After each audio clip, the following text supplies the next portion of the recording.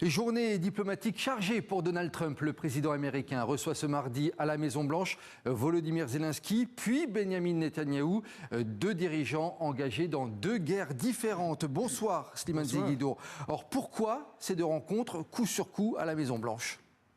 C'est une concomitance purement fortuite. Les deux hommes sont venus d'abord et avant tout pour assister aux obsèques de Lindsey Graham, un sénateur républicain qui était le meilleur avocat de Volodymyr Zelensky à Washington et qui était l'allié le plus proche de Benyamin Netanyahou, dont il partageait les vues jusqu'au boutiste.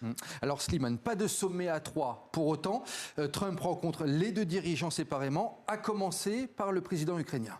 Oui, en effet, il n'a jamais été question d'un sommet. Donald Trump veut montrer qu'il est le chef qui peut gérer simultanément deux conflits, un en Europe de l'Est et un autre au Moyen-Orient. Donc, Volodymyr Zelensky est venu, il est rentré en grâce après l'humiliation publique qu'il avait subie à la Maison-Blanche, on s'en rappelle.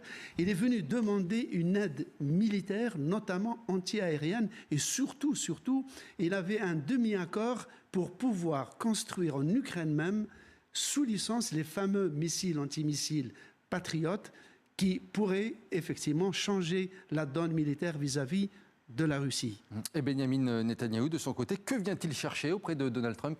Alors, Benyamin Netanyahou n'est jamais venu dans une période où il était aussi impopulaire, car c'est lui qui avait forcé la main d'une certaine manière, et c'est notoire en tout cas, à Donald Trump en février dernier pour attaquer l'Iran, lui promettant que cela ferait tomber le régime, ce qui ne s'était pas passé. Donc il est venu cette fois-ci pour plaider encore pour la même option, c'est-à-dire que le seul langage selon lui que les Iraniens comprennent, c'est un pilonnage permanent jusqu'à la suite du régime, mais aussi Donald Trump ne s'en laissera pas compter, ses conseillers lui ont dit de ne plus tomber dans ce piège, mais il va parler du Conseil Mornay de la paix de Gaza qu'il avait mis sur pied et des accords d'Abraham auxquels il tient pour des raisons historiques et où il voudrait faire entrer l'Arabie Saoudite. Simplement, condition sine qua non, l'Arabie Saoudite ne rentrera pas tant que la situation en Cisjordanie et la situation des civils palestiniens restera ce qu'elle est. Merci beaucoup Slimane Zeguido, merci à vous.